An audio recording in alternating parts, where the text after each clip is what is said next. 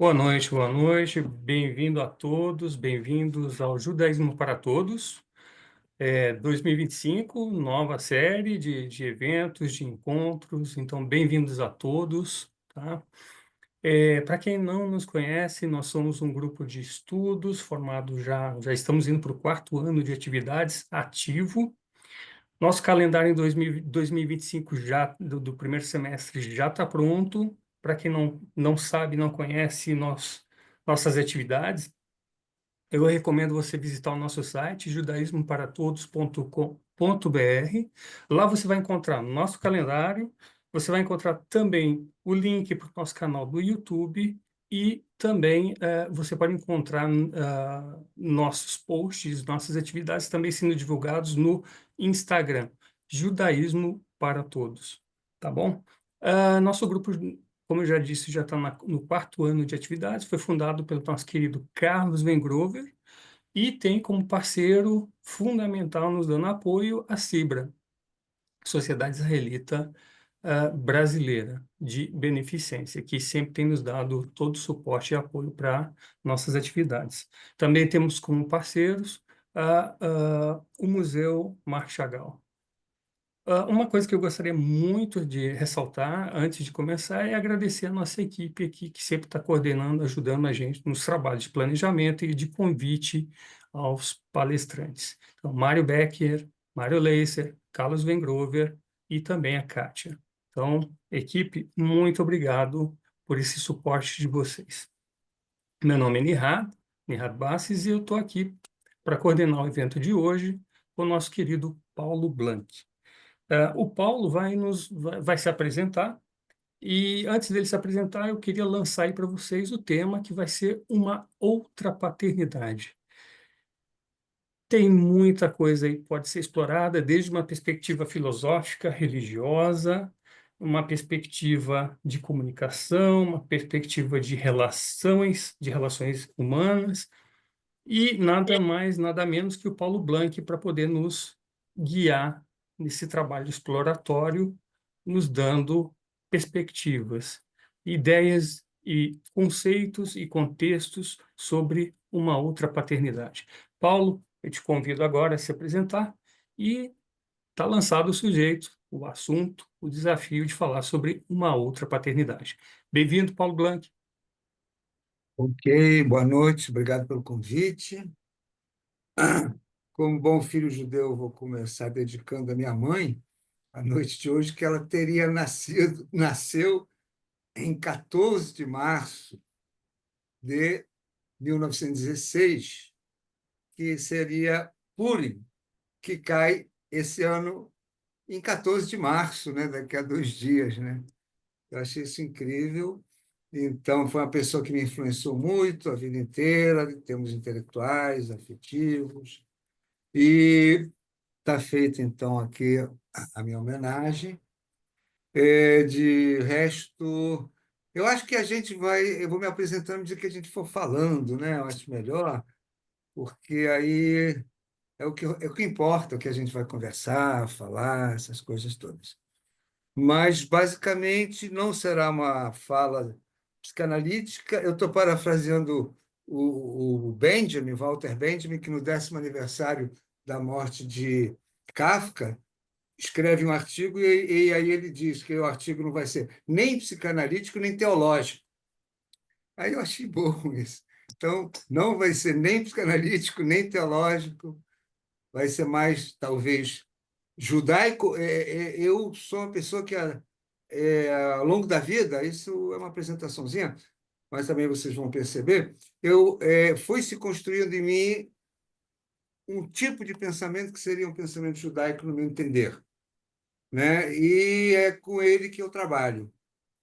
E é a partir dele que a gente vai poder analisar alguns desses detalhes. Uma coisa, eu não vou propor uma outra paternidade, porque se eu pudesse propor, eu escreveria um livro de autoajuda e ficaria milionário, né? Sem dúvida nenhuma.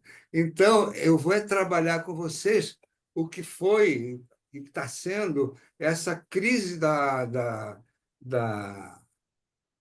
que é uma crise social, inclusive, né? Político, social, e que é a crise também que vai afetar todo o mundo das relações familiares desde o século mais ou menos 18 para 19, 19 em diante, né? Falou, Então, vamos lá. Paulo. Tu falou século XIX e alguma coisa assim. Por que que a gente não vai mais longe quando a gente fala. Estou só te propondo, tá? Tá, tá. Quando a gente vai lá na linha do tempo, faz uma viagem no tempo e vê Deus se dirigindo a Abraão. Tá legal. Então, vamos começar. É, uma das coisas que sempre me fascinaram é um diálogo histórico, né, fundador, melhor dizendo, entre Elohim, né, a palavra Deus, ela não traduz o nome Elohim, que não quer dizer Deus, né, quer dizer são um evento chamado Elohim, e que ele se dirige a Abraão e diz para Abraão que vai lá destruir Sodoma e Gomorra, aquele célebre acontecimento que todo mundo conhece. E aí, Abraão, Avram, se ouve e responde com uma frase absolutamente genial e fundadora, no meu entender, de uma certa perspectiva judaica sobre o mundo, e que vai se desenvolvendo e se desenrolando ao longo dos milênios. E qual é essa perspectiva? Abraão se dirige a Elohim e diz a ele, depois de ouvir que vai queimar, matar, destruir Sodoma e Gomorra, ele diz: Ashofet kol haaretz lo yaseh mishpat, ou seja, o juiz de toda a terra não fará o direito, não praticará o direito. Isso é uma pergunta extraordinária. Primeiro, porque estrategicamente o escritor que botou Abraão como personagem colocou ele falando primeiro que ele era pós-cinzas, né? Humildemente, quem sou eu, pós-cinzas, que ousa me dirigir a você? E em seguida ele não só dirige, como ele questiona. E ele questiona de uma maneira extremamente curiosa, que ele coloca, vejam bem, o juiz de toda a terra não praticará o direito. Então, ele está dizendo que acima do juiz há um direito, pelo menos no meu modesto entender de pós-cinzas.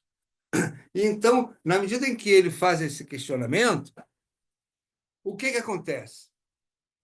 Acontece que a voz divina recua depois de. E surge uma certa negociação. E nessa negociação, Elohim vai recuando e até que chegam a um acordo. E esse acordo é que, no meu entender, funda uma opção de coisas, inclusive a questão do diálogo. E aí eu já estou me adiantando, vamos e voltando. Porque o diálogo não é um dom que cai do céu. O diálogo entre nós não é um dom que cai do céu. Representa um esforço de autolimitação.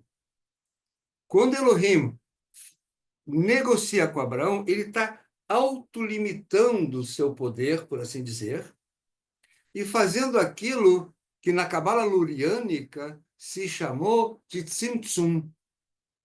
Porque na criação. Agora, tem uma palavra que hoje em dia está. Hoje em dia, de alguns bons anos para cá, está mais do que conhecida, que é o tikkun. Tikkun é uma palavra conhecidésima.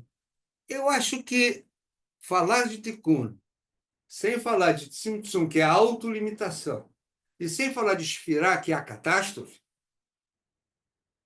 não é possível falar de nenhum tikkun. Então, o que Elohim faz nesse momento é uma autolimitação, um tzimtzum, que dá margem a Abraão marcar a existência dele. E essa é a questão de toda a relação. Na medida que eu me autolimito, eu abro um espaço onde o outro acontece. E o outro é exatamente isso, um acontecimento. E esse acontecimento é que me permite também, por sua vez, ser eu mesmo. Então, essa troca, e que também é uma certa troca de lugares, que a gente vai abordar depois também via o racidismo, E aí eu já levanto a bola para você me perguntar depois, e o racidismo? Então, a gente vai vendo como, sem esse acontecimento, eu de propósito uso essa palavra, esse acontecimento fundador, que para mim é um dos acontecimentos fundadores da mente hebraica, é assim que eu gosto de chamar, a mente hebraica, se dá no momento em que Elohim se dirige a Abraão, e Abraão questiona e obtém um reconhecimento, não por generosidade divina. Uma vez eu tentei ser inteligente com uma pessoa da tradição protestante hardcore, e eu tentei dizer para ela, como ela era extremamente religiosa, e eu tinha uma terapia muito curto prazo com ela, ia viajar, e havia uma questão lá que eu achei que por aí eu ia poder abordar. Aí eu disse: vem cá, e o lado aí do Abraão, isso, aquilo, eu achei que eu estava sendo inteligente. E ela responde: não, Deus fez isso em sua extrema generosidade. Então, nesse momento, se ele fez isso em sua extrema generosidade, não houve tsum, evidentemente. Houve um generoso que, por saber o que vai acontecer mesmo, trata o seu filho rebelde e diz: tá bom, ele não está dizendo isso, mas vai lá para trás, ele vai ver quem é que manda aqui. Isso é o patriarcado. Isso é, sim, o patriarcado. Inquestionavelmente, um patriarcado sem questionamento. O que eu estou propondo pensar é um patriarcado com questionamento e com outras dimensões. Vamos lá. Boa, boa. Isso já nos dá uma introdução para de onde a gente pode, onde a gente começa, mas aonde a gente pode ir, tem muito para ser explorado. Quando você fala desse patriarcado, Paulo, o que que você pode me dizer que o que que ele nos trouxe de uma perspectiva judaica? O que que ele nos traz? O patriarcado ele virou, nas últimas dezenas de anos, ou talvez mais, uma palavra que beira o xingamento, vamos dizer assim, né?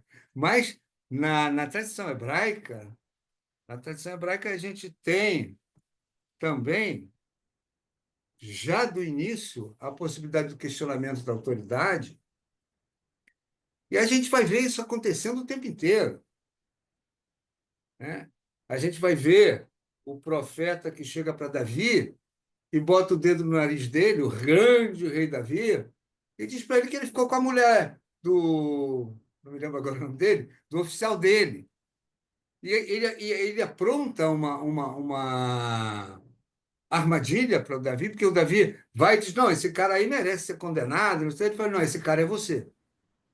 Ele usou uma metáfora e o Davi caiu nela. Eu vou ter que resumir um pouquinho essas coisas, muitas são conhecidas de vocês todos. Então, essa ideia de que no patriarcado, que é uma ideia que eu gosto de abordar, tem a outra face, que é a face da criador, da criação do outro. O outro, eu gosto de dizer provocando, o outro é uma criação do judaísmo.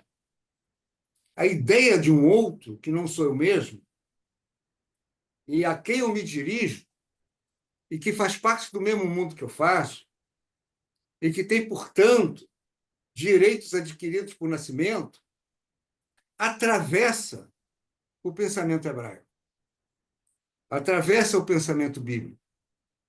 Quando se trata daquela célebre frase, amarás o teu próximo, etc, etc, tal, ela, na verdade, vem embutida num pensamento muito mais amplo, que fala que escravo fostes na terra do Egito.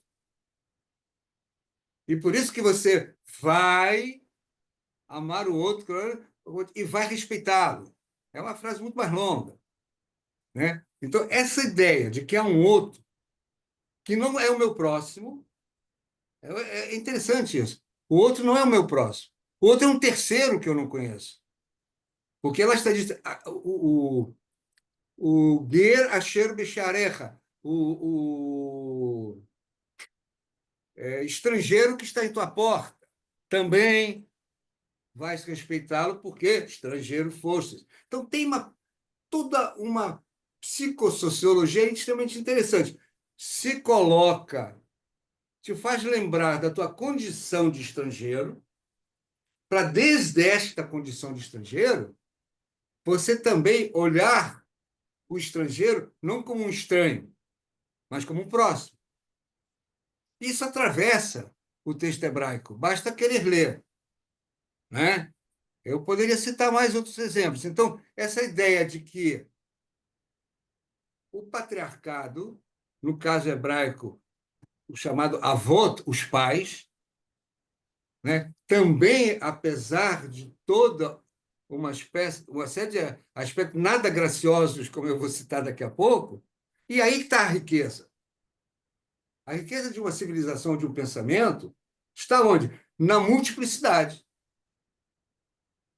Aí que está a riqueza toda. Mas se ela é redutível a um só aspecto, ou do bem ou do mal, alguém está enganando alguém.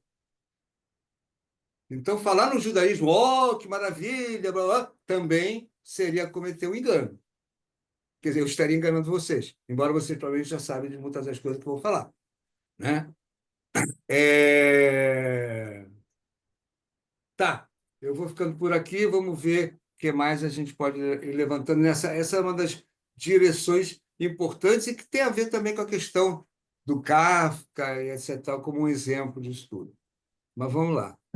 Vamos lá, Paulo. Dentro desse contexto que tu explicou, com o plano de fundo do judaísmo, é, como é que esse patriarcado é estruturado em termos éticos? Como é que a ética entra nessa história do patriarcado judaico?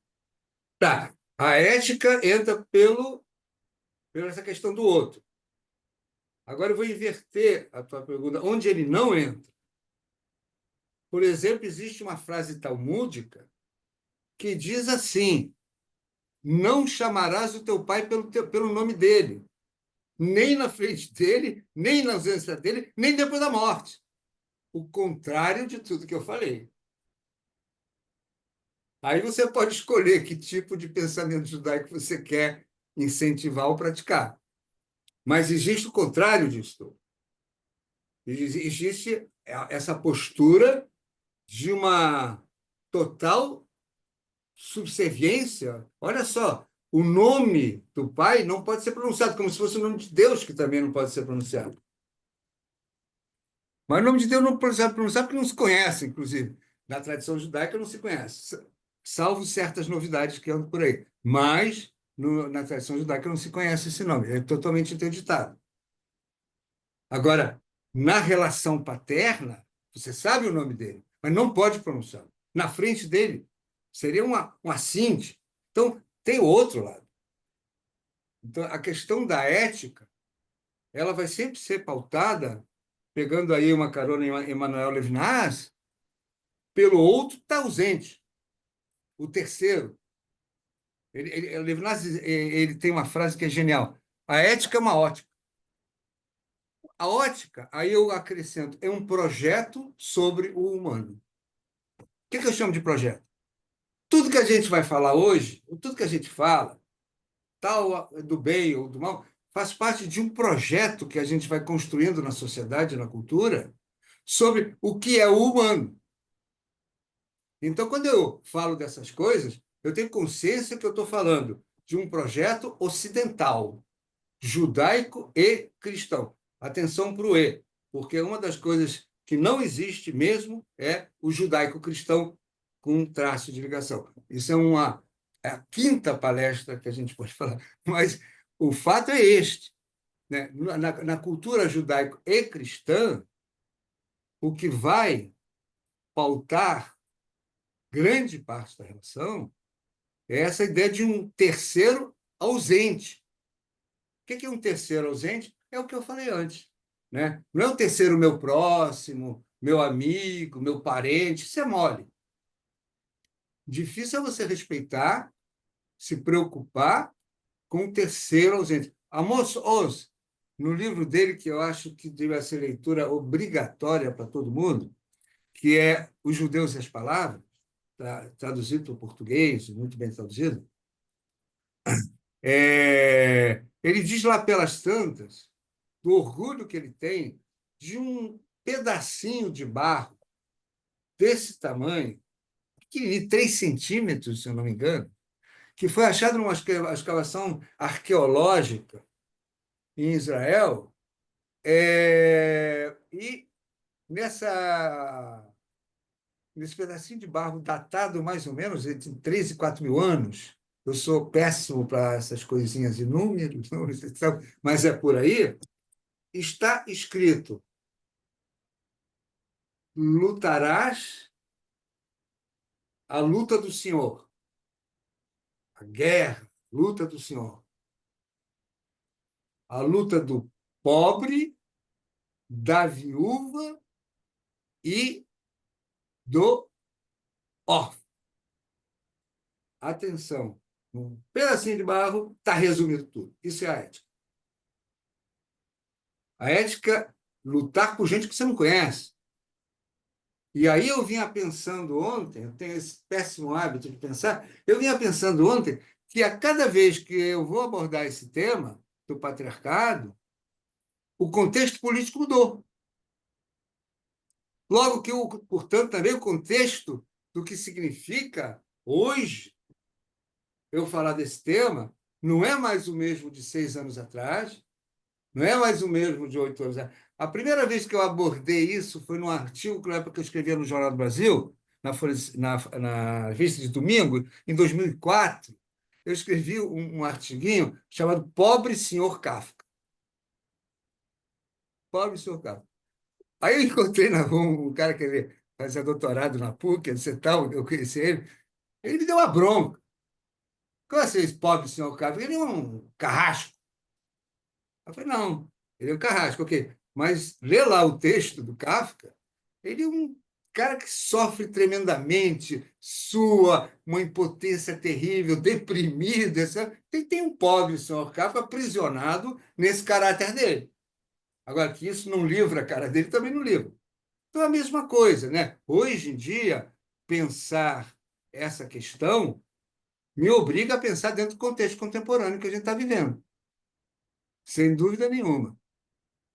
Mas, Paulo, antes de fazer esse elo com o contexto contemporâneo, tu acabou de falar de Amos Oz, tu falou de Levinas, mas a gente não pode Uhum. deixar para trás esse último que você citou, Carta ao Pai. Cartão, cara. Por favor, compartilha conosco o que tem de paternidade nessa história. Tá, vamos lá. Eu falei antes, em algum momento, dessa avalanche, de uma crise do patriarcado. Eu acho que eu posso situar o início da crise do patriarcado na Revolução Francesa. Por quê? Na Revolução Francesa, corta-se a cabeça do rei. E o rei é a incorporação máxima do pai, e o pai, na família, é a incorporação máxima do rei. É a verdade questionável. É o que se chama na filosofia também de morte de Deus. Fala-se de várias coisas todas por aí, e que a Hannah Arendt vai colocar no rastro desse processo numa coisa que ela chama de ruptura do fio da tradição. Benjamin também vai falar disso, Gershon Scholem também. O fio da tradição se rompeu em algum momento, que não é aquele, mas ali começa o rompimento, né? Porque a tradição que vem através da paternidade fala de uma verdade que se institui através da palavra paterna. Então, toda a tradição que vai e constrói um mundo semelhante ao anterior se quebra através da Revolução Francesa. Não só se quebra, como tem uma coisa aí muito interessante, que nos passa muitas vezes apercebido. Liberté, égalité, fraternité, liberdade. Fraternidade e igualdade. A fraternidade é elevada ao status da política. Gente, Isto é uma revolução, o resto é piada. Não é amor ao próximo, não é, é a fraternidade que nessa liberdade e igualdade, para mim, e não só para mim, eu aprendi isso em algum lugar, é o ponto de virada. Porque se há uma possibilidade de fraternidade, se questiona, neste momento, o pai dono do poder. Por quê? Porque se oferece uma ideia de uma sociedade que pode se autogestionar ou autogerir, se o ser humano conseguir construir uma fraternidade. Mas não a fraternidade de Caim e Abel que mata outro, que também é interessante que esteja presente no texto bíblico desde a origem. O mal está aí. O mal não é uma coisa externa que caiu de paraquedas, não é nada disso. O mal é tão fundador da experiência humana quanto o chamado bem, que, na verdade, o bem é que vem de fora.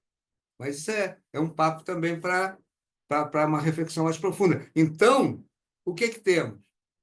Temos que a crise da paternidade, na verdade, é a crise do patriarcado.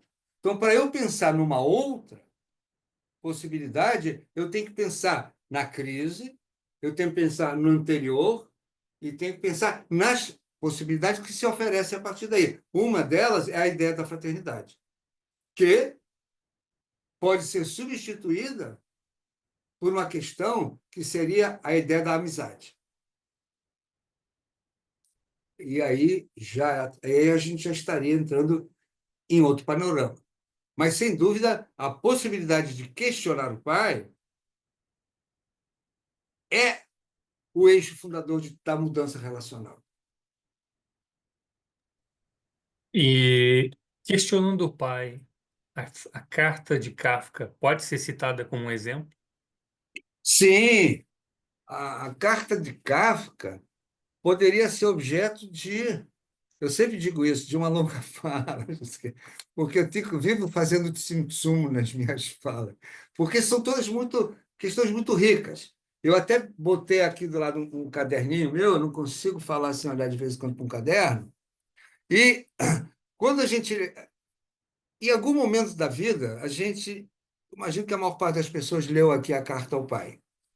Se você lê na fase da adolescência, da juventude, você lê de uma maneira. E você relê, como eu vim reler isso em 2004, reli, evidentemente, vendo mais coisas. E a cada vez que eu releio, eu vejo outras coisas. Por exemplo, hoje mesmo eu estava folheando e digo, ih, caramba, dá para fazer um estudo inteiro sobre comunicação familiar, comunicação não familiar também, em cima disso. Onde é que quero chegar? Hoje em dia, se fala muito, todo mundo aqui já deve ter ouvido falar, na tal da comunicação não violenta. Não é verdade? É um termo que a maior parte das pessoas aqui conhece. Mas ninguém fala da comunicação violenta que foi anterior à não violenta. Ninguém fala disso. Como assim ninguém fala disso? Aí vem cursos de vamos aprender a falar nada dele. Mas e a violência? De onde vem? A violência está embutida numa sociedade que se construiu a partir da assertividade, valorizando a assertividade, tendo cursos de seja assertivo, tenha poder na sua empresa, vença nas. Claro que ninguém fala assim, quem está falando assim sou eu, fica mais bonitinho, né? Mas aprenda a ganhar uma discussão. Então, primeiro passou-se 250 anos aprendendo que o outro não é meu semelhante, o outro é meu oponente. E eu estou numa disputa com ele. E essa disputa nos leva, hoje em dia, já tem gente pensando, outro dia eu me deparei, não sei aonde agora, com um texto, se não me engano, no jornal israelense, se eu não me engano, falando sobre o egoísmo contemporâneo. Ah, é verdade. O israelita escreveu um livro inteiro sobre isso. O egoísmo cresce no contemporâneo como fruto deste formato de capitalismo que a gente tem vivido, o neoliberal. que é um pega para capar, cá entre nós. Não estou fazendo nenhuma propaganda de PT nem nada disso, não. Estou dizendo, é um pega para capar. É um salve-se quem puder. E aí começam a surgir fenômenos que pessoas começam a estudar. No caso, agora estou lembrando, um psicanalista israelense, que ele vai e estuda essa questão, situando-a dentro de um contexto histórico. Então, na questão do. Olha quantas saídas a gente vai tendo ao pensar sobre essa transformação com a ruptura da tradição, que é a ruptura do lugar garantido do pai como rei, e como isso vai se desenrolando a partir do século XIX, XX, chega no XXI, e chegamos, então, a um senhor nada simpático chamado Trump. Por que Trump? Porque o Trump, vou deixar de lado todas as questões ditas teológicas. O Trump encarna alguém que encarna o poder. Eu sou o poder. Kafka diz isso do pai dele. Olha só que interessante. Kafka diz do pai dele o seguinte: vamos ver se eu localizo.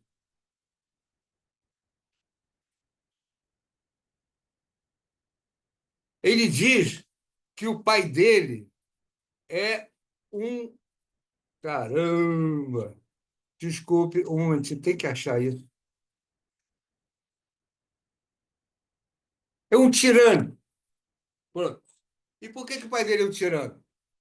E aí ele diz uma coisa genial: o tirano encarna o poder por si mesmo. Não precisa de racionalidade. Está dizendo isso no início do século passado. A carta ao pai, se não me engano, é de 1919. E ele nunca mostrou ao pai, disse que mostrou a mãe e a irmã viram, mas o pai nunca viu.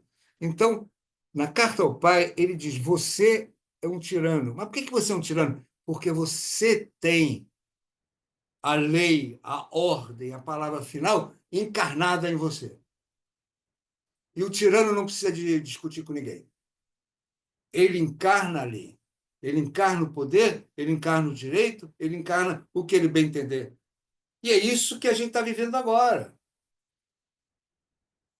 O Trump encarna o máximo que chegou à nossa cultura, na medida em que ele pode fazer o que bem entender com todo mundo, com aliados, com não aliados, com quem bem entender. Ele se põe nesse lugar da lei e da ordem e do poder irrestrito. Ele é o tirano. E esse é o vínculo que a gente já pode ir fazendo com a obra do Kafka, e tem outros lugares também. Né? Ele coloca ele como, falando do pai, um ser enigmático, que é impossível de ser agradado, que não admite nenhuma palavra de contestação. Ele diz: você tem uma especial confiança na educação pela ironia, melhor correspondendo à sua superioridade sobre mim. Ora, a ironia e todas essas outras formas de fala violenta, isso é a fala violenta. O que é uma fala violenta? É uma fala onde o outro é descaracterizado, antes de mais nada. E é o que o Kafka vai dizer. Vocês depois façam o favor de pegar, é pequenininho o texto, e tentem ver o que realmente Kafka está dizendo. Ele está dizendo o seguinte: você acabou com a minha vontade. E aonde ele vai situar esse conflito no ápice? Embora ele está dizendo isso no texto inteiro, e uma das ideias que se tem do poder, seja qual ideologia que esteja por trás dele, mas esse poder arrogante, é descaracterizar o outro. Voltamos à questão do outro. E torná-lo um ser melancólico, sem vontade. Tornar o outro melancólico é uma estratégia de poder. Porque na melancolia você não tem desejo, você vira um trapo. Então, tornar o outro melancólico é uma estratégia de poder. E esvaziá-lo, né? Então, nós temos aí, no texto dele, um manual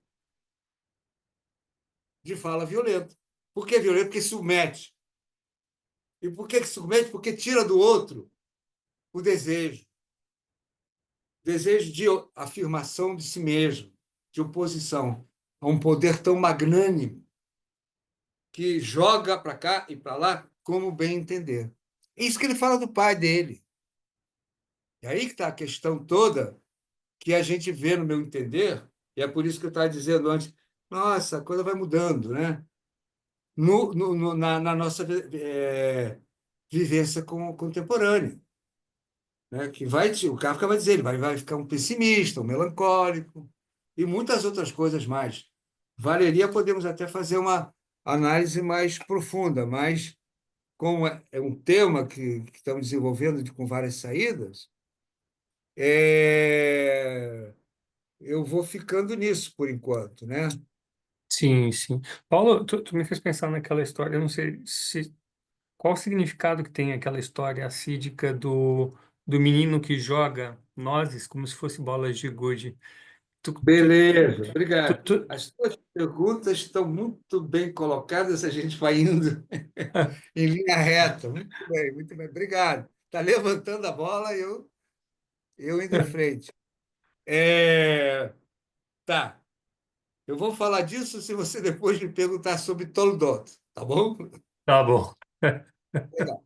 Então, o negócio é o seguinte: tem uma passagem racídica, eu acho engraçado, né? Porque é um negócio que me invoca há muitos anos.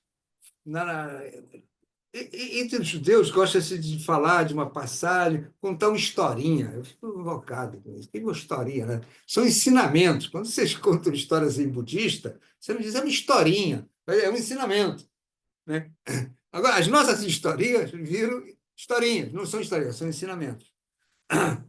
E aí tem uma história, eu não vou conseguir lembrar agora quem é o rabino que está envolvido nisso, mas vamos lá, tem uma passagem onde que está coletada, se não me engano, por Buber, Buber nas histórias do Rabi, e aí um rabino se dirige, será que foi Meserich? Não sei. Ele se dirige a um pai, ele diz assim: faça, portanto, como aquele pai que chega em casa e encontra o filho no chão, brincando com nozes. Para mim, brincar com nós é jogar bola de gude, provavelmente. Igual, né? E aí o pai faz o quê? Aí eu já conto essa história há 200 anos. Aí eu digo, o pai chega preocupado, como é que vai a bolsa de valores, como é que vai o trabalho dele, como é que vai não sei o quê. E aí ele encontra o filho ali brincando com nós no chão. Então, diz o rabino para ele, se você contrair a tua grande mente, olha o Simpson aí, contrair a tua grande mente e descer até a altura do teu filho, não é um descer porque eu sou superior, é um descer para estar junto e jogar nozes com ele. Aí, ele, teu filho, poderá também. Eu nunca sei se isso é um acréscimo meu ou ele já estava dizendo, está na entrelinhas. Nas entrelinhas, ele também vai contrair a mente dele para poder jogar bola contigo. E nessa troca de desiguais, aí que está o X da questão. Cada um recebe do outro o amor à sua maneira. E isso é genial. É absurdamente genial. Que tenha sido dito no século XVII ou XVIII, no máximo, é mais genial ainda. Né? Então, veja bem, ambos fazem uma autolimitação da mente. O que equivale a dizer do eu? Para que haja uma comunicação entre eles, através de uma troca, de um jogo, e que aí ambos, cada um à sua maneira, saem enriquecidos daquela relação pelo amor que o outro lhe dá. Essa ideia racídica, ela aparece em muitos lugares, né? Sob várias formas, né? E sempre apontando para aquela ideia da autolimitação, que é o modelo com que o racidismo trabalha. O modelo cognitivo comportamental do racidismo é a história fundadora do mundo, tal qual desenvolvido pela Cabala Luriânica. Então, sem a autolimitação. Uma vez, vou contar uma história real. Uma vez me disseram aqui no Rio de Janeiro, uma moça me disse que o avô dela estudava Kabbalah. Era uma época que eu estava pesquisando isso, etc. Tal. Aí eu pedi a ela para me arranjar um encontro com o avô. Aí eu fui na casa do avô, ele me recebeu muito bem, era um senhor muito simpático, e ele me recebeu. Ele morava num apartamento que tinha uma cobertura na Praia do Flamengo, para quem conhece do que eu estou falando, dá para a Baía de Guanabara. E aí ele me recebeu lá em cima, serviu um chazinho, a esposa dele serviu um chá, e ele ficou sentado sem nenhuma. Por acaso, eu estava aqui, ele estava aqui, e o sol estava lá atrás dele. Tipo 5, 6 horas da tarde, imaginem a cena carioca. Aí ele me diz assim, aí eu queria ver os livros dele, etc. Tal. E aí ele vai conversando, ele disse, ô Paulo, por que Deus criou o mundo? Aí eu, e agora? Tem que dar a resposta certa. Aí, aí sei lá o que eu tentei, vai ver que eu fui rapidamente, eu não sei, diz você, não sei o quê. Ele disse, não, ele criou o mundo, ele criou o homem, porque ele queria se dar a conhecer. Olha que fantástica. Até Deus precisa de reconhecimento. E aí ele criou o homem para que esse homem pudesse admirar a criação e pudesse admirá-lo. É um Deus meio narcisista, digamos assim. No mundo de hoje, tudo é narcisismo agora. Agora a moda é narcisismo. Daqui a pouco alguém vai escrever outro livro de sucesso, que não vai ser eu, e vai, vai ter uma nova moda. Agora todo mundo chega no meu consultório. Eu acho que eu sou narcisista, minha mãe é narcisista, todo mundo é narcisista. E aí, Deus necessita ser narcisado, sim, no sentido positivo da palavra, reconhecido como tal, e precisa do homem para que o reconheça. Sem essa troca de olhares, não há existência possível. E isso me disse esse senhor, né, que estudava Kabbalah. Então, o núcleo, olha só, dou a volta, eu volto a esse núcleo ético. E esse núcleo ético, que você me perguntou no início, ele, para mim, perpassa todo o pensamento judaico, inclusive da Kabbalah. Kabbalah não é uma coisa de energia para cá, energia para lá, é uma coisa de uma ética de relações. Mas isso já é um outro capítulo. Então, ele perpassa, pelo menos no meu olhar, eu chego lá e digo, olha aí, estamos de novo. Tanto é que a ética humana é construir o concerto de um mundo que nasceu partido. Gente, a gente vive num mundo destruído. Alguém que tem dúvida disso? Isso acaba lá do século XVI, já estava falando nisso. Nós vivemos na catástrofe, que vai depois informar a teoria da história de Walter Benjamin, que é maravilhosa. E então, nesse mundo da catástrofe, cabe ao homem ser parceiro de Elohim no concerto do mundo, no Tikkun. Querem mais ética que isso? Mas isso é um projeto para o humano. Existem outros projetos totalmente opostos a esse. totalmente opostos. À medida que surgia a Revolução Francesa, do outro lado, já tinha outros pensadores dizendo não é nada disso não, viu? Vico, um filósofo italiano, vai dizer o contrário. Cada coisa tem que estar no seu lugar eternamente. Ele vai ser o filósofo que, mais tarde, o fascismo italiano vai buscar. Por quê? Porque esse é o projeto fascista. Tudo está no seu lugar e nada se move.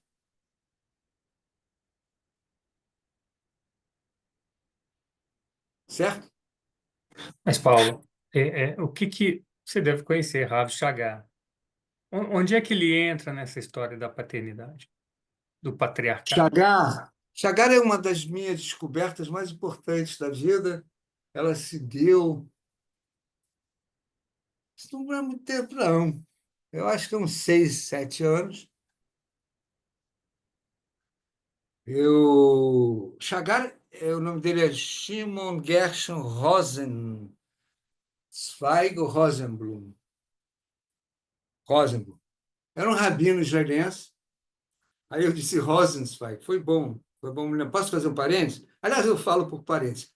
Rosenzweig é um filósofo importantíssimo do judeu do século XX, do início do século XX, e que ele diz o seguinte: o judaísmo não é meu objeto, é meu método.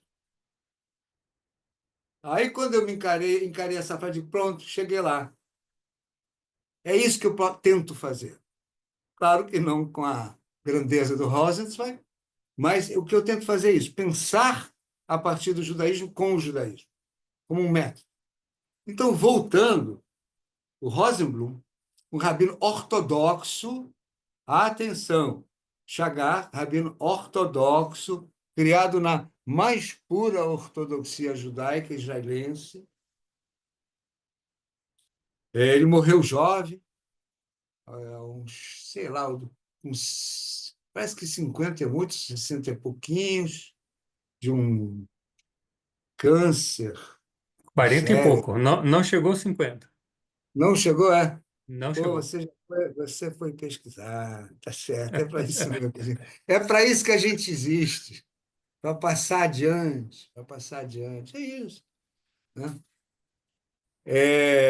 E aí, ele, lá pelas tantas, ele resolveu estudar profundamente a filosofia ocidental, a pós-modernidade, toda a filosofia pós-moderna, e colocar ela para conversar com todo o conhecimento profundo que ele tinha do judaísmo.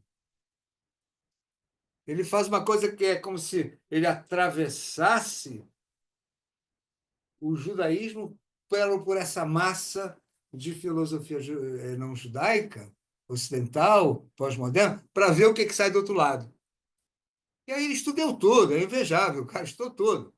Lacan, Freud, todos os filósofos, estudou mesmo. Pior que ele estudou em hebraico, né? O que é mais incrível ainda. Né? E ele vai citando nos livros dele. E ele, ele me permite várias coisas. Mas dentro do nosso tema, ele relembra, por exemplo,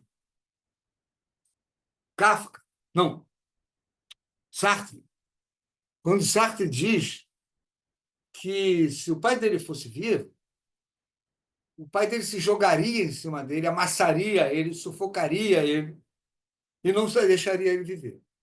Essa é a imagem do pai ocidental para o Kafka, para o Sartre, que ecoa, de certa forma, de uma maneira muito mais radical, o pai do Kafka. Aí o Chagar tem um artigo extraordinário sobre Pessah. Ele faz uma drachá. Drachá não é preleção, não. Hoje em dia, Rabino faz preleção. Não é preleção, não. É um estudo. Né? É um estudo que o Rabino deveria apresentar a cada semana para a sua comunidade e, de preferência, se pudesse trocar umas ideias, também seria legal. Preleção, isso é coisa de outras religiões. Mas, então, aí ele vai numa drachá. Drachá é um estudo, e ao mesmo tempo é uma pesquisa. A palavra drachá é genial em hebraico, mas não vou me espalhar agora. E nessa drachá dele de Peça, ele vai dizer o seguinte: ele chama de a noite do diálogo judaico. Eu pego carona nele e vou juntar minha carona com o que ele diz. Todo mundo aqui sabe que a noite do Pêssego, o Seder, que é uma ordenação, e que aparece no livro do Kafka. Um dos pontos centrais que eu gostei de trabalhar foi ao redor da denúncia que o Kafka faz do que o pai dele fez do Pêssego. Né? A questão da identidade judaica do Kafka é uma coisa muito incrível de se trabalhar. Mas ele pega e diz o seguinte: nessa noite, começa com Manistaná. O que é que mudou? O menor das crianças, a menor das crianças faz essa pergunta. Manistaná Laila, não é isso? O que mudou nesta noite? É tão importante isso que mudou que o Rambam, Maimônides, chegou a formular a ideia de que as pessoas deveriam mudar coisas de lugar naquela noite para dramatizar que há uma mudança. O que me chamou a atenção nessa pergunta, a partir de Chagar, é que a criança que faz a pergunta institui o pai e permite a ele abrir a noite do pêssego. Se não houver, se não houvesse, isso pegando ao pé da letra a Haggadah e etc. Tal.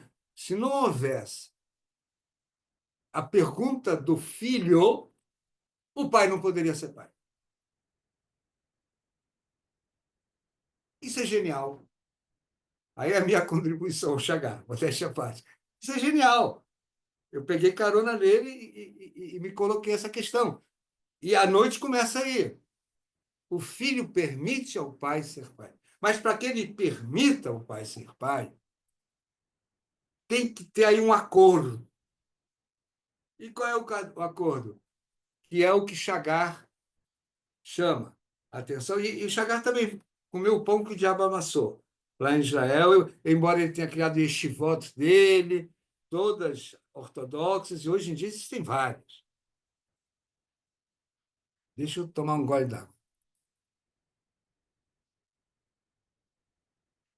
Então, tem um princípio talmúdico que diz assim: Dor, dor, vedorshav. A cada geração, os seus intérpretes. O que me permite, com total falta de modéstia, fazer isso que eu estou fazendo hoje junto com vocês, e faço a vida inteira, há muitos anos, é essa frase. É trazer o conhecimento tradicional judaico para o mundo de hoje.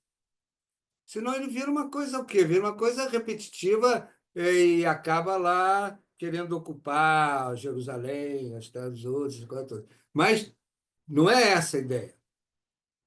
A ideia é que o judaísmo se renova de dentro dele mesmo. Dor, dor, vedor, chave. Esse é o grande princípio que o Chagar coloca. Então, ele coloca que, a partir desse grande princípio, novas interpretações são bem-vindas. Aí é a porta para essa tal da nova paternidade, da outra paternidade. A outra paternidade vai depender de uma série de fatores. Eu não estou entrando no psicológico, como eu prometi, etc. Tal. Eu estou me atendo ao pensamento hebraico. Ou seja, na medida que esse filho se autoriza e está autorizado em perguntar ao pai o que mudou, é que a noite começa. E nessa medida, também se abre espaço, como vai dizer Chagar, para as novas interpretações. E essas novas interpretações Isso dito lá em Israel é uma grande de uma provocação, embora baseado no princípio talmúdico. E essas, o que eles chamam de serufim, a palavra serufim, ela é mais longe do que interpretação, porque ela é arranjos, permite novos arranjos. E é verdade. O que é que eu estou fazendo hoje aqui? O que é que nós fazemos? Um cara vai dar uma conferência, está fazendo arranjos diferentes dos anteriores. Porque, em última análise, como me disse alguém há muitos anos atrás, nós estamos todos nadando num rio de cultura, que é a cultura humana. E cada um do seu jeito vai aproveitando do que tem lá e vai repassando para os outros. E essa é a vida humana. Então, os serufim, os arranjos, permitem novas gestaltes. A gestalt é isso. O insight, melhor dizendo, é isso. A tal da palavra insight, dentro da visão da gestalt, era exatamente isso. Um rearranjo dos itens ali presentes que dá um novo todo. E esse todo não é mais a soma das partes, nem nunca foi. Então, é isso que ele vai propor. Que seja possível um diálogo, que não é o diálogo onde eu sou muito bonzinho e do alto da minha bondade eu deixo você falar, meu filho.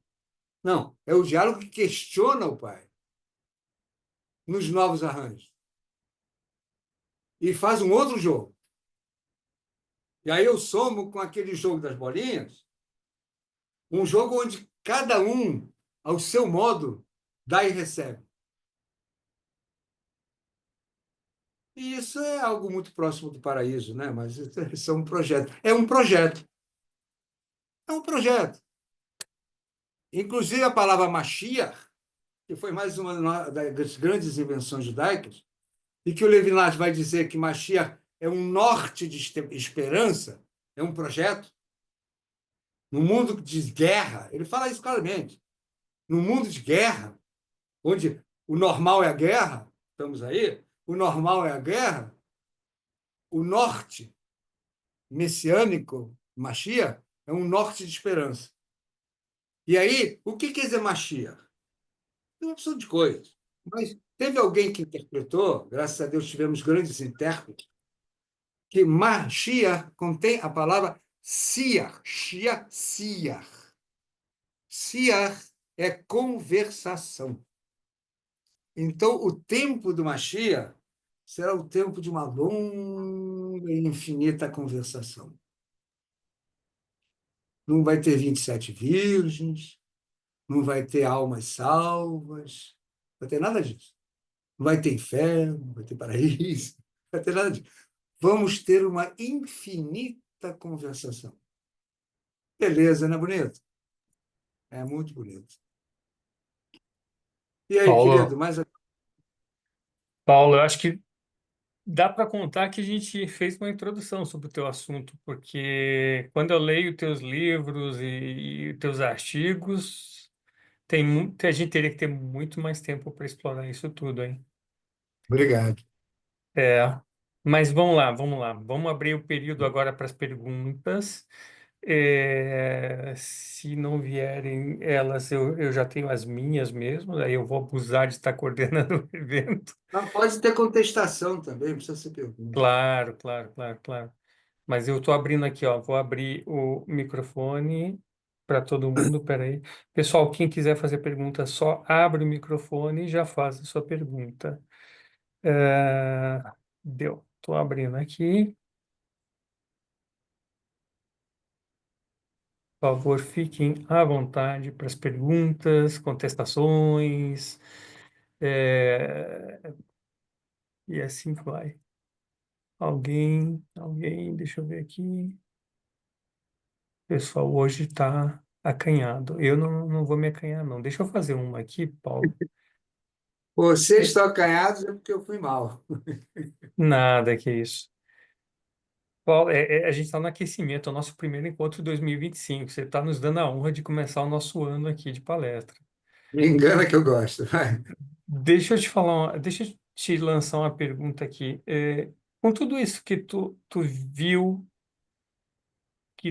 tudo isso que tu pensou, discerniu, qual o modelo de paternidade viável hoje? Viável é uma boa pergunta, né? Eu tive que dizer viável, porque viável me faz pensar em potência versus o contrário. Então, eu sou obrigado a pensar em viável. Tá. Então, eu vou te responder judaicamente, não com outra pergunta, mas contando uma outra história, se Tá. você me permite.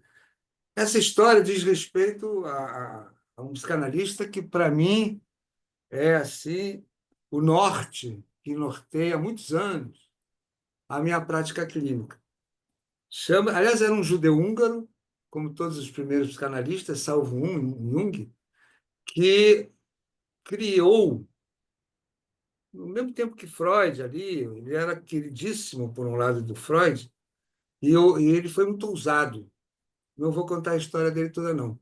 Mas o que é fascinante nele, que ele cria uma prática clínica em tudo e em tudo repercute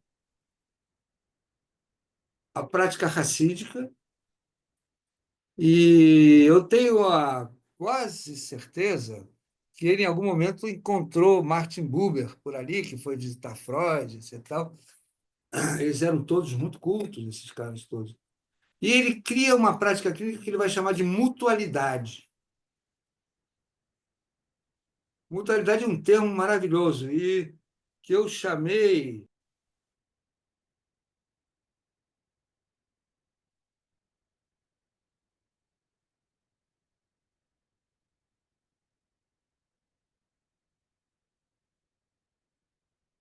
Só um minuto, Paulo. Pronto. Voltou. Que eu chamei, você tinha comentado. De ética da mutualidade. É uma ética nessa maneira de exercer a clínica que repercute a tua pergunta, repercute tudo que eu falei, e que é o seguinte: ele fala de uma adaptação permanente do psicanalista ao paciente. Tem muita gente que diz que ele fazia acolhimento. Eu acho meio essa palavra acolhimento, que está na moda também, eu acho ela muito esquisita. Por quê? Não é que não haja acolhimento, é que acolhimento. Alô? Pode falar, pode falar. Peraí, só um segundo, Paulo. Voltou, a gente está com uma interrupção rapidinho, deixa eu resolver ela aqui. Querendo me calar. Pode falar aí. Alguém, justo agora, vou achar que. Então, ele vai fazer o seguinte: ele vai propor, não, ele vai praticar, ele vai praticar. Porque aí eu estava falando do acolhimento. O acolhimento, que virou uma palavra também muito comum, de, sei lá, 10, 15 anos para cá, sempre me soa como alguém muito bondoso que acolhe o outro. Isso também existe. Quando eu digo uma coisa, não quer dizer que a outra não existe. Também existe. Mas eu acho que numa relação que parte de uma possibilidade de que é uma relação entre iguais, e que por alguma razão são iguais, que cada um dá do seu jeito, portanto diferentes também, e isso não é uma contradição, isso é um paradoxo tipicamente judaico, ele vai se adaptar permanentemente às necessidades, ao estilo, aos momentos do paciente. Ele leva isso numa radicalidade que eu acho quase impossível de alguém conseguir fazer igual. Mas dentro de certo nível é possível, né? Então, ele fala de uma adaptação do psicanalista ao paciente. Logo, deixa de haver paciente. E, aliás, a minha piadinha preferida é que no consultório quem é paciente é o psicanalista, né? Tem que ter uma paciência enorme para poder trabalhar nessa profissão, né? Mas a paciência do paciente é a demanda dele, que é imediata. E a paciência do psicanalista, agora percebam isso, é a técnica dele. Então, ele trabalha, ele tem uma técnica, ele tem conhecimento, e a pessoa que está lá, vamos chamá-lo de paciente, ele tem a sua vida, o seu modo de viver e a sua demanda em relação ao psicanalista. Mas, Paulo, essa abordagem que tu fala aqui, Peraí. Se tá. eu estou É porque se tu não o falou o nome psicanalista do autor disso. não falei o quê? O nome de quem trouxe essa abordagem. Ferenc, Santo Ferenc. E aí, a, a, entendi. Então, o psicanalista ele vai abrir mão da sua técnica e do seu conhecimento e se adaptar à demanda do paciente. Ele tem que aprender a falar na linguagem do paciente. Eu acho que não só a psicanálise, milhões de terapias falam, o terapeuta fala na sua linguagem e quer, geralmente, estou exagerando, né, claro, de alguma maneira converter, como num processo religioso, o paciente à linguagem dele. Isso é uma discussão antiga na psicanálise, sou eu que estou criando ela. Então, quando o psicanalista abandona a sua técnica e se adapta ao paciente, ele está fazendo o maior tsum que alguém pode fazer nesse mundo. Porque a técnica vira a proteção do psicanalista. Na verdade, é isso. Vira o mundo da segurança dele. Viram os princípios teóricos dele. Eu ia dizer Levinas, porque tem uma. Eles ecoam na minha cabeça. O Ferenczi, ele vai fazer isso. E ele vai fazer mais. Ele é de uma audácia nesse sentido. Ele morreu jovem também. Esse negócio que Deus mata as pessoas jovens porque quer elas perto eu acho uma maior sacanagem esse papo. Então, ele morreu jovem e é, ele deixou um legado extraordinário, que foi um diário clínico. Ele, nos últimos 2 anos de vida, ele escrevia um diário mesmo de tudo que ia acontecendo ali no consultório, o que ele sentia, o que ele fazia, o que não sei o quê. E esse diário, quando ele morreu, ficou escondido até ele morreu em 32, advertindo Freud que ele tinha que fugir do nazismo. Freud não dava, não é que não dava, dizia que não era verdade, que não ia fazer, e aconteceu exatamente o que ele dizia. E aí ele acabou morrendo de anemia perniciosa, uma doença que hoje em dia não mata mais. Não havia, na época dele, penicilina, essas coisas. E aí esse diário ficou escondido por um discípulo dele, Balint, porque havia o medo de ser destruído se fosse posto à luz do dia.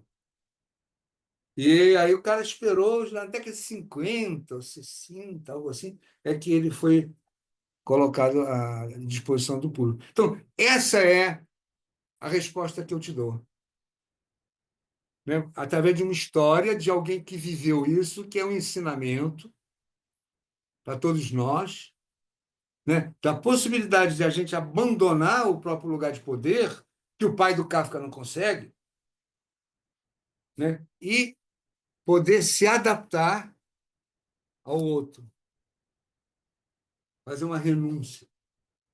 Não por um ato de generosidade, mas porque se não for assim, não vai rolar uma relação. Nihat, Silvana, Oi, Silvana, vai adiante. Pode fazer essa pergunta. eu não sei como é que faz para levantar a mãozinha, então eu te interrompi aqui. Tranquilo, vai lá, Tem um Silvana. jeito de levantar a mãozinha, mas eu não, procurei, não achei. Boa noite para todos. Boa noite. Quando o filho pergunta para o pai qual é a novidade, dentro da tradição, o pai teria uma resposta, mas quando o filho já pergunta isso, é porque ele já sabe que o pai não tem a resposta, porque uma novidade é uma coisa difícil, né, de um pai dentro da tradição saber responder. Eu fiz essa associação coisa que você falou do psicanalista também, né? Então, o pai pode devolver essa pergunta. Devolver?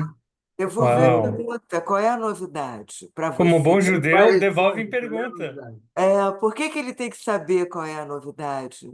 A novidade é uma provocação, mas se ele souber a resposta, a tradição continua igual, né? Vou E te se ele dar uma saber a resposta final. resposta, o pai sempre vai ter a resposta. Tá ok. É um desafio a tua pergunta, não é uma pergunta, é um desafio, como tem que ser qualquer pergunta, um questionamento.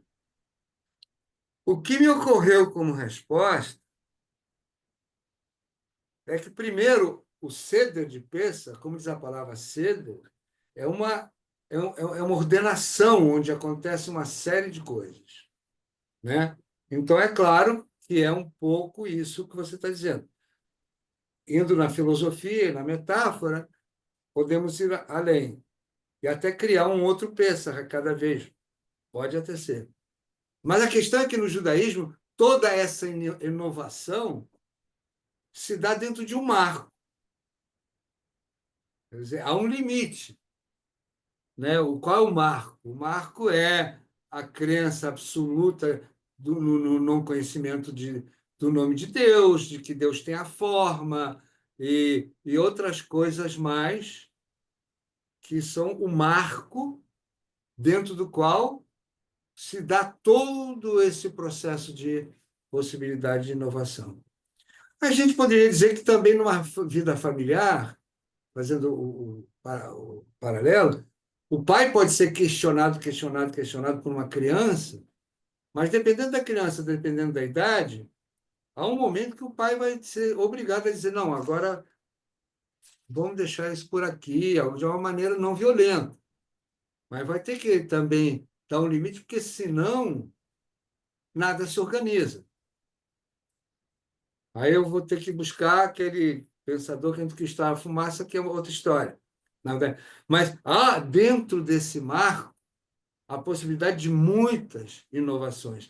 E essa que você está trazendo pode ser uma, pelo menos num judaísmo que não se refere à rigidez das regras, que tem que repetir o Seder, porque o Seder tem uma coisa dentro dele que é maravilhosa. Cada um tem que se estar na própria regra do Seder, se sentir como se ele mesmo estivesse se libertando. Não é uma narrativa sobre o que aconteceu. É uma espécie de um psicodrama mesmo. A cada vez a gente vai viver de novo, sentir de novo essa libertação. Então pode ser que isso aí cabe. Pode ser, mas no mesmo, mas ao mesmo tempo, a criança tem que saber que ela tem que fazer essa pergunta, pensando bem. Se não houver um acordo, alguém soprar no ouvido dela, faz a pergunta, como é que ela vai saber que tem que fazer a pergunta? Ah, porque o pai fala o Manistaná. Não, não, a criança que fala Manistaná. Cara, bacana, hein? Bacana. Então criamos um novo cedo. Pronto. Fazemos um acordo que a criança começa perguntando e ela vai saber que ela pode perguntar. E que ninguém vai dizer para ela, não enche o saco. Né? E ela vai ser respeitada e respondida. Não vai ser que nem o Zelensky sendo expulso pelo Big Trump. Vai ter um respeito ali. As pessoas vão conversar, vão ver os interesses. Né? É isso. O mundo contemporâneo caminha não, já está há bom tempo, um perigo muito grande, onde essas regras mínimas de convivência se rompem. Aí voltamos a Hannah Arendt. O fio da tradição está rompido.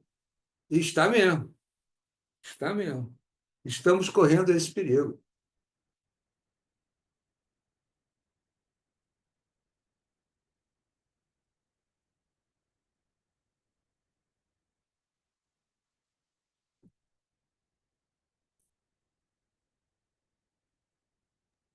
Eu acho que a Paty quer fazer uma pergunta.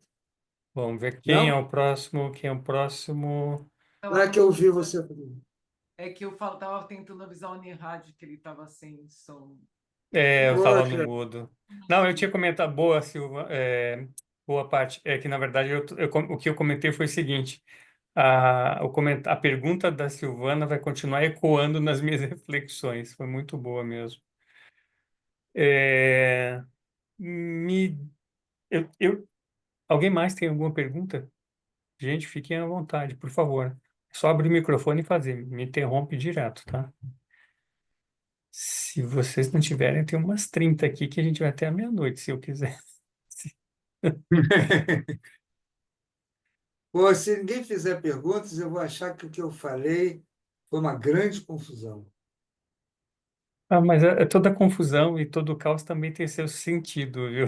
É. Eu dei uma de mancho dia agora. Assim. A minha mãe que Olha, dizia isso para mim, se você não comer... Não, não, é mentira. Ela dizia assim, come pela saúde da tua avó, come pela... deixa eu fazer uma outra aqui enquanto não vem Vai outra. lá, vai lá. Olha só. Para uma outra paternidade viável, eu coletei nas tuas reflexões a palavra renúncia, paciência, regras, acordo, se abaixar ao nível do outro, o outro.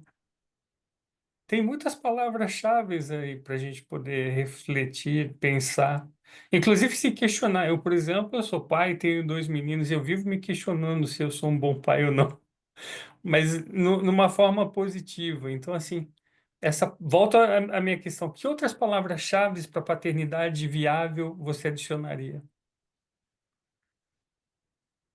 no Eu mundo acho, contemporâneo? no mundo contemporâneo, claro. Né? Eu não teria muita coisa a acrescentar, a não ser uma reflexão que me pintou quando você disse. Eu falei muito, dei o exemplo da lei, do pai que encarna a lei, não era no sentido, pode ser que haja psis por aqui, lacaniano, da lei, do pai, nada disso. Não. Há alguns anos, bons anos atrás, não sei mais quantos, ele vai ficando velho, tudo assim, muitos anos atrás, eu fui dar uma palestra, até na área aqui, foi uma surpresa, convidaram para dar uma palestra lá na área, blá, blá, blá. E aí eu apresentei um estudo, e aí eu me interessei por ir procurar a origem. Eu gosto muito da etimologia, porque a etimologia é o inconsciente da palavra, né? Eu acho assim, né? Aí eu fui procurar a etimologia do fascismo, que é um tema que já está há muitos anos assim, mas que eu só vim a entender mesmo uns 4, 5 anos atrás, graças a um israelense fantástico, que também morreu, que é o Sternhal, é mundialmente conhecido como um grande pesquisador desse tema, do pensamento, que eu acho interessante a gente entender o pensamento que forma tal e tal coisa. Então, aí eu fui e me dei conta que em Roma, na Roma antiga, o juiz de toda a terra que não faz justiça, o juiz fazia justiça assim, ele saía na rua, aí ele caminhava com sei lá quantos escravos, e eles carregavam o fátio. E o fátio eram 12 varas e um machado. 12 varas para bater nos criminosos, e o fátio para cortar o pescoço. Né? Esse era o símbolo do poder.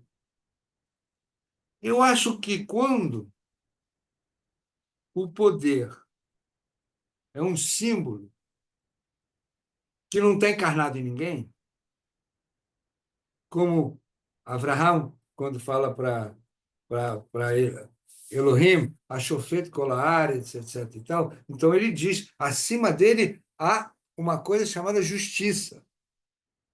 Quando a justiça é superior aos justiceiros, dá para conversar. Então, se o pai, voltando à sua pergunta, pudesse colocar, mesmo sabendo das suas certezas, até mesmo tentando passar algumas certezas amorosamente ao filho, ou a filha, eu acho que aí a gente pode estar ensaiando a construção de uma outra relação, desde que ela também seja acompanhada no social. Mas quando o social se baseia sobre mentir, manipular, enganar, etc. e tal, psicopatear, como se dizia antigamente em espanhol, psicopatear, eles transformaram o psicopata num verbo, né? Psicopatear, quando a ideia é psicopatear o outro, envolvê-lo para chegar ao teu interesse, ou aí já não é nem psicopatia, é oprimir o outro, né? Aí não tem papo, aí não tem como. Então, eu estou fazendo um jogo aí entre a ideia do social e a ideia do pessoal.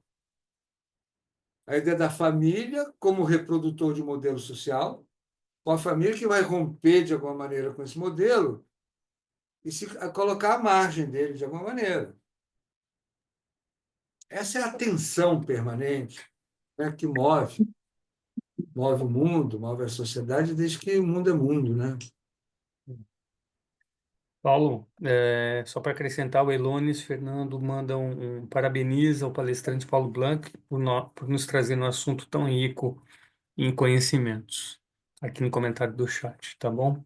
Pessoal, Obrigado. última chance de pergunta, a gente já está com o horário quase no finzinho. Opa. Bom, não, ninguém? Beleza. Gente, eu quero Então, aproveitar vou contar uma para historinha. convidar o Paulo a fazer últimas palavras, última É a mensagem. última palavra antes de sumir. Um cara, diz na tradição judaica, que um cara acorda de manhã e diz assim: sonhei que tinha todas as respostas. Façam-me a pergunta certa. O que essa passagem quer dizer? Novamente, para que eu saiba do que eu sei, é preciso que eu tenha um outro que me pergunte, para, através da pergunta do outro ou do questionamento, eu tenho acesso ao que eu não sei, que sabia. Ou que algo se reorganiza no meu pensamento a partir dessa pergunta. E eu não estou contando uma história, não. É real isso. Qualquer um de nós já viveu isso. Numa conversa, alguém te faz uma pergunta, você começa a ter... E aí, de repente, você tem uma ideia. Essa ideia só pôde acontecer porque a pergunta do outro provocou o teu pensamento. Daí a importância da fala e das perguntas, etc. Porque, e aí eu falo de coração e de verdade. Inúmeras vezes, ou no meu trabalho, etc., é no decorrer da conversação que me vem um insight de caramba, eu nunca tinha pensado nisso. E é verdadeiro. Ou seja, o pensamento também é um ato social. Eu quero Perfeito, Paulo. agradecer realmente a todos vocês, e não vou cair no chavão que tiveram a paciência, papapá. Eu agradeço realmente, porque nessa época de pós-pandemia eu tenho pânico. Toda vez que eu vou dar uma palestra, às vezes acontece, eu sou a pessoa olhando para a própria cara, é um antipânico. Né? E quando o Linhares falou, vem cá, eu falei, vai ter gente na minha frente? Eu, vai. Eu falei, então tá bom. Porque senão não dá. Sempre vai ter gente, Paulo. Sempre bem-vindo ao nosso Às grupo. vezes não tem, né? Às vezes não. Mas, Muito Paulo, obrigado a você, sinceramente, muito obrigado. É o muito obrigado Linhares, muito obrigado pela tua presença, pela tua disponibilidade. Eu queria convidar a todos a duas coisas. No próximo, no seu próximo passo de reflexão, de pensar e tentar ir mais a fundo nesse assunto, eu te convido a visitar a página do Paulo Blanc no Facebook. Ele continuamente tem publicado artigos, reflexões, e eu sempre estou lá colado comentando. Então, eu convido vocês a conhecer a página do Paulo Blanc no Facebook e manter contato com ele, porque eu sei que ele sempre está lá respondendo as pessoas naquele naquele trabalho exploratório de sempre buscar uma resposta ou buscar a melhor pergunta ou as melhores perguntas. Então, assim, fica o convite, visitem a página dele, Paulo Blanc, no Facebook, e convido você, por fim, a visitar nossa página judaismoparatodos.com.br e ir lá no calendário e olhar quais são as datas e os nossos próximos encontros. Tá bom? Shabbat Shalom a todos, um grande abraço e até a próxima. Saber. Ah, boa, obrigado, Paulo. Ia passar essa, ia passar. Tchau, Tchau, tchau. Samer, Hag Samer. Graças. Tchau. Obrigada. tchau. Ouvi um graças aí de quem foi?